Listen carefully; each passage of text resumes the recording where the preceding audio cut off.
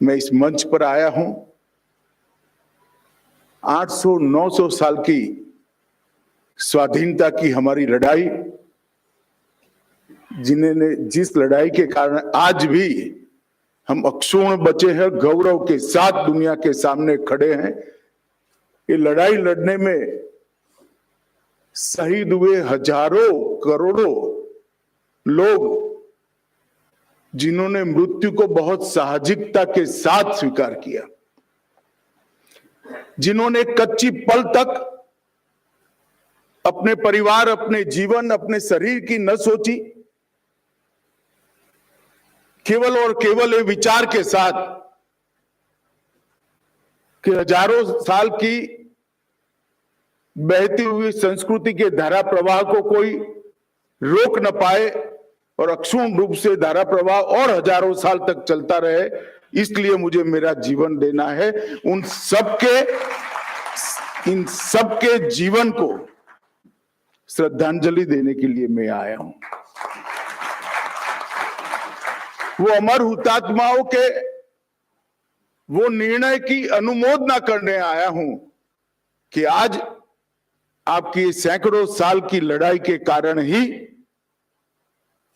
भारतीय संस्कृति, हमारा धर्म और हमारे विचार बचे भी है, संरक्षित भी हुए हैं, संवर्धित भी हुए हैं और विजयी भी हुए हैं। मैं सबसे पहले डॉक्टर ओमेंद्र रत्नू को बहुत बहुत साधुवाद देना चाहता हूं कि इन्होंने ढेर सारे लेख, ढेर सारी किंवदंतियां, ढेर सारे कविताओं को खंगालकर 1000 साल का सिसोदिया वंश का इतिहास को एकत्रित कर हमारी भावी पीढ़ी के सामने रखने का काम किया है। इससे न जाने कितने हजारों युवाओं को, लाखों युवाओं को काम करने की प्रेरणा मिलेगी। उनका परिचय हमारे गौरवशाली पूर्वजों के साथ होगा और उनके अंदर एक आत्मभान भी जगेगा कि हम किनके वंशज हैं। ये आपका प्रयास निश्चित रूप से विफल नहीं जाने वाला, क्योंकि इसमें कोई स्वार्थ नहीं है। ये भी एक प्रकार का वैचारिक युद्ध है जो आपने एक बहुत अहम मौके पर इसको गति देने का प्रयास किया है। मुझे आनंद है कि आजादी के अमृत वर्ष में ही मेवाड़ के वीर महाराणाओं की वीर गाथा आज गद्य रूप में प्रकाशित हो रही है। मित्रों, मैं इतिहास का विद्यार्थी हूं। मुझे बचपन से इतिहास को पढ़ाया गया है।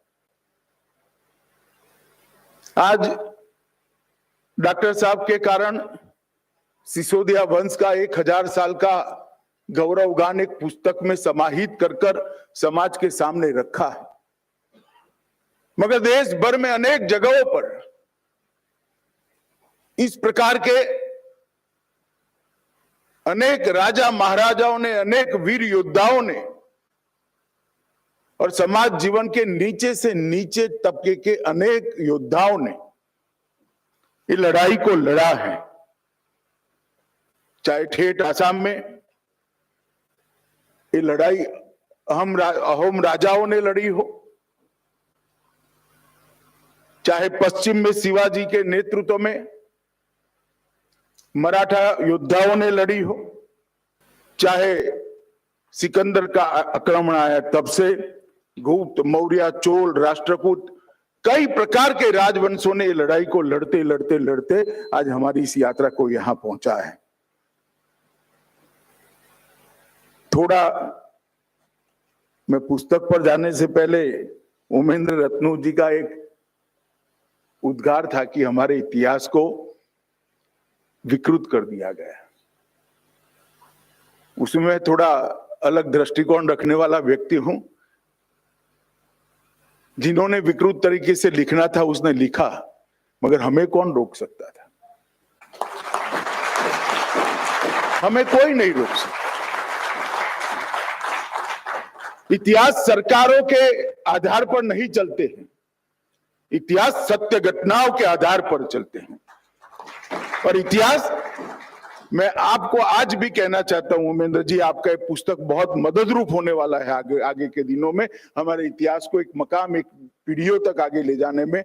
मगर इतिहास पुस्तकों के भी मोहताज नहीं है। इतिहास एक अंधेरी रात में चमकती बिजली की तरह है जो अपना प्रकाश खुद बिखेर देते हैं।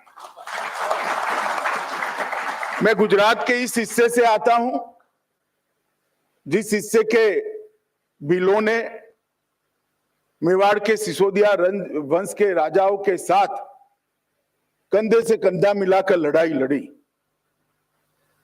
राजस्थान से सटा हुआ हमारा क्षेत्र है। सैकड़ों साल पहले सवाई मानसिंह ने समाधान कर लिया अकबर के साथ। उस शादी को आज भी राजस्थान छोड़िए, गुजरात के गांवों में भी स्वीकार नहीं किया। हमारे यहाँ स नहीं बोलते, सवा रुपया नहीं बोलते, हवा रुपया बोलते हैं। स बोलना बंद कर दिया और सवाई महल को हवाई महल कर दिया। ये इतिहास ही है और इतिहास इसी तरह से जिंदा रहेगा। किसी ने पन्ना दाई के लिए कुछ नहीं लिखा है, मगर वो हजारों किंवदंती, हजारों कविता के अंदर सालों सालों तक जिंदा रहेगी। और उनका जो बलिदान है, उन्होंने कितनी माताओं को प्रेरणा करता रहेगा कि देश के लिए मां का कर्तव्य क्या हो सकता है। और मेरा आज भी आग्रह है, जो इतिहास के क्षेत्र में पढ़ने वाले, संशोधन करने वाले, संकलित करने वाले और लिखने वाले, जब हमारा प्रयास किसी है, अपने आप झूठ का प्रयास छोटा हो जाता है। हमने हमारा प्रयास बड़ा करने में ज्यादा ध्यान देना चाहिए। झूठ की टीका करने से भी, झूठ पर टिप्पणियां करने से भी झूठ प्रचारित होता है। हमें कोई नहीं रोकता है हमारा इतिहास लिखने से। अब हम स्वाधीन, किसी के मोहताज नहीं है। हम हमारा इतिहास खुद लिख सकते हैं। डॉक्टर साहब, आज आपने भी इतिहास ही लिखने का काम किया है और गौरवपूर्ण इतिहास लिखने का काम किया है। मैं आपको बहुत बहुत बधाई देना है। कोई भी समाज को अगर अपने उज्जवल भविष्य को बनाना है तो अपने इतिहास से प्रेरणा भी लेनी चाहिए, अपने इतिहास के आधार पर उससे सीख भी लेनी चाहिए और अपने इतिहास से सीखकर समाज के नाते अपना आगे का रास्ता भी प्रशस्त करना चाहिए। ये बात सही है, कुछ लोगों ने इतिहास को इस तरह से लिखा जिससे निराशा का जन्म हो, मगर मैं आपको बताना चाहता हूं कि ऐसी भूमि है जहां निराशा टिक ही नहीं सकती। 25, 50, 100 साल बस हो गया, अंत में विजय तो सत्य का ही होता, सत्य का ही हुआ है। और उमेंद्र जी ने जो प्रयास किया है उसमें 1000 साल का इतिहास, बापा रावल से लेकर आज तक का एक गौरवपूर्ण इतिहास को उन्होंने कुछ पृष्ठों के अंदर समाहित करने का प्रयास किया है। इस पुस्तक को अगर आप बारीकी से देखोगे तो कई चीजें दिखाई पड़ेगी। एक किंवदंतियां थी कि हम अपने सीमित स्वार्थ में बंध कर रहते थे, ये देश कभी था ही नहीं। इस देश के अंदर सब अपने अपने निहित स्वार्थ के अंदर ही जीवन जीते थे। युद्ध लड़े, वो भी अपने सम्मान के लिए लड़े, अपने अभिमान के लिए लड़े, संख्या बल एकत्रित नहीं कर पाए। इस पुस्तक को पढ़ोगे तो मालूम पड़ेगा प्रतिहार राजाओं को, नागभट्ट और पुलकेशी को कैसे बापा रावल ने साथ में लेकर इस्लामी आक्रमण को नेस्त नाबूद किया था। सिर्फ 6000 सैनिकों के आधार पर 50,000 से बड़ी अरबों की फौज को दिन में तारे दिखाने का काम वीर बापा रावल ने किया था। वो जन्म से राजवी नहीं थे। और आज इसलिए देश का पश्चिम क्षेत्र आज भी बापा रावल का नाम आते ही बच्चा बच्चा सम्मान के साथ, गौरव के साथ उनकी स्मृति को अपने आत्मा के साथ जोड़ता है। और बापा रावल का ये जो प्रयास था, इसने 500 साल तक देश की पश्चिमी सीमा से आक्रमण नहीं होने दिया। कोना तो ये भी था, कच्छ वाला कोना भी था, और वहां से कई आक्रमण हुए भी, मगर हर बार उनको वापिस भेजा गया। रावल खुमान का इतिहास भी यहां पर बहुत अच्छे तरीके से रखा है। शायद आज के विद्यार्थियों ने रावल खुमान का नाम भी न सुना हो। उन्होंने कई बार परदेशी आक्रामकों को बाहर तक खदेड़ने का काम किया। रावल रतन सिंह और खुमान के कालखंड में भी लगभग 40 राजवंशों को एकत्रित कर एक मजबूत प्रतिकार देने का काम यहां से हुआ था। ढेर सारे कहानियों को इन्होंने संकलित किया है। महाराणा लक्ष्मण सिंह, राणा कुंभा, राणा सांगा और महाराणा प्रताप तक एक गौरवशाली युद्ध को जो पीढ़ियों तक चला, इसको संजोने का काम डॉक्टर साहब ने किया है। कई सारे लोगों ने अलग अलग अपने लेखों में इस वंश के बारे में कई टिप्पणियां भी की है। ऐसा नहीं है कि इनको न्याय नहीं मिला है। और मैं आज भी कहता हूं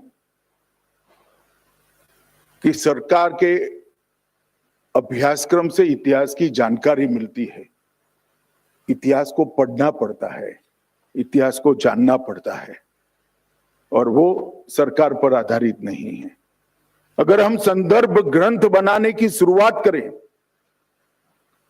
अगर हम हमारे इतिहास को हमारे दृष्टिकोण से लिखने की शुरुआत करें, उस पर बहस करें और नई पीढ़ी इसका अभ्यास करे, तो कुछ देर नहीं हुई है, ये लड़ाई बहुत लंबी है। और ये लड़ाई के लिए बहुत जरूरी है कि हमारे इतिहास को हम हमारे सामने रखें। हल्दी घाटी के युद्ध को तो बहुत सारे लोगों ने सुना भी होगा, मगर देवायर के युद्ध की बात करने वाला शायद दूसरा तीसरा ही पुस्तक होगा जिसमें देवायर की युद्ध की बात की गई। कई गौरवशाली घटनाओं पर समय की धूल पड़ी थी। उस समय की धूल को ढंग से हटाकर वो घटनाओं की तेजस्विता को 100 लोगों के सामने लाने का काम डॉक्टर साहब ने किया है।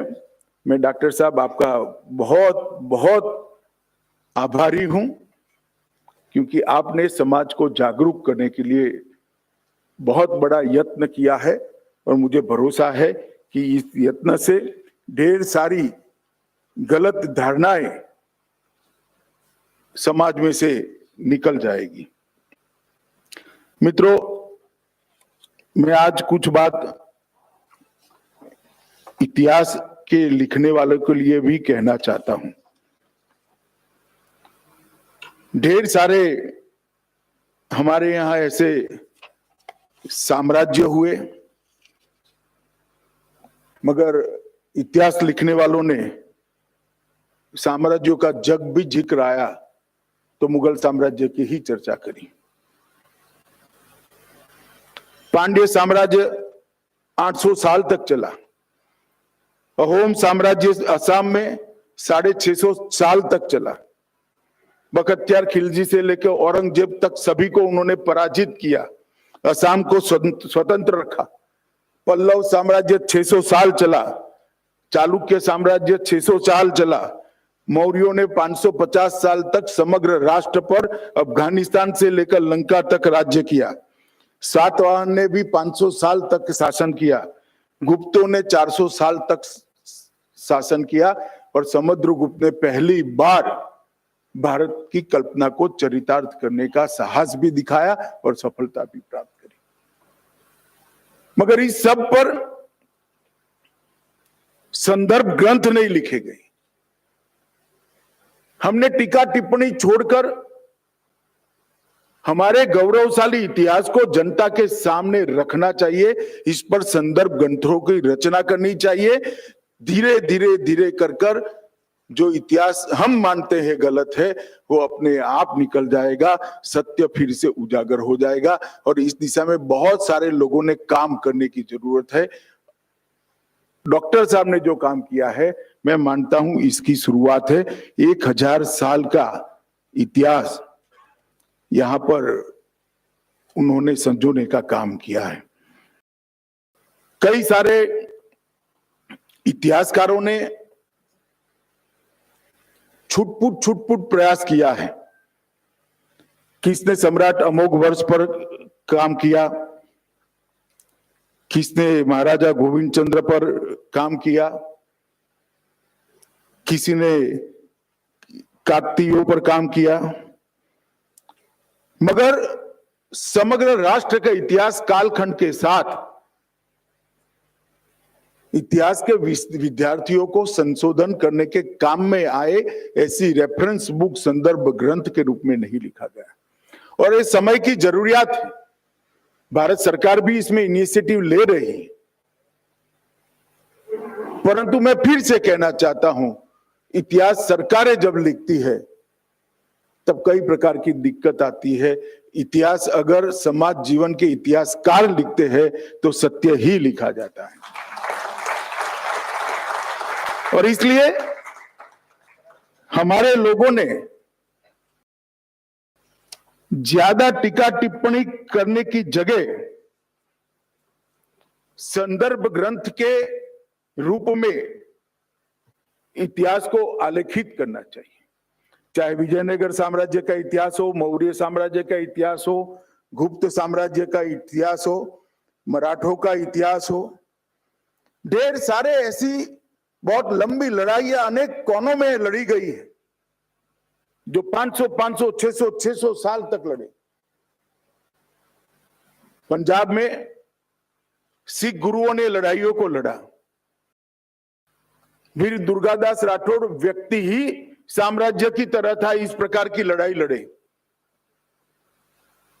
बाजीराव पेशवा ने पुणे से लेकर अटक से लेकर कटक तक भगवा फहराने का काम किया। इस प्रकार के व्यक्तित्व भी है जिनके जीवन को भी न्याय नहीं मिला है। हमने इस दिशा में भी काम करना चाहिए और हमारे साम्राज्यों के बारे में भी काम करना चाहिए। अगर वीर सावरकर न होते तो आज मैं दावे से कह सकता हूं कि 1857 का सत्य छिपा रह गया होता। इतिहास को सपाट तरीके से फौरी नजर से देखने वाले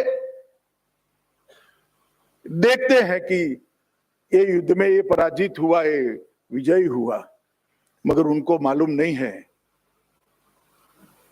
कि हार कर भी विजेता होने वाले लोगों से ही ये देश का इतिहास बना है, जो हार गए मगर विजेता बने, लड़ाई को सालों सालों तक आगे बढ़ाए।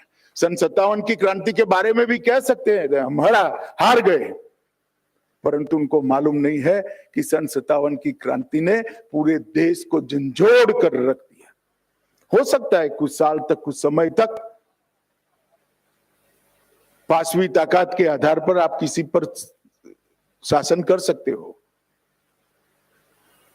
मगर जनता की आत्मा को ही लॉ बनाने का काम ऐसी क्रांतियां करती है, ऐसे युद्ध करते हैं। आज भी पद्मिनी का जौहर देश भर के, चाहे पुरुष हो चाहे स्त्री हो, हर व्यक्ति को गौरव के साथ सर ऊंचा कर कर जीने के लिए गौरव प्रदान करता है कि स्त्री अपने आत्मरक्षा के लिए उच्च से उच्च बलिदान कैसे दे सकती है। ये इसका उदाहरण था। हार और जीत इसके कारण इतिहास नहीं लिखा जाता, वो घटना ने क्या परिणाम छोड़ा इसके आधार पर इतिहास लिखा जाता है। और जीतने वाले कई बार हारे हुए होते हैं, सदियों के बाद प्रस्थापित हो जाता है। मित्रों, 1000 साल तक चली ये लड़ाई, वैसे देखा जाए तो जहां जहां ये आक्रामक गए वहां सब तहस नहस कर दिया। वहां की भाषा भी चली गई, वहां का धर्म भी चला गया, वहां की संस्कृति भी चली गई।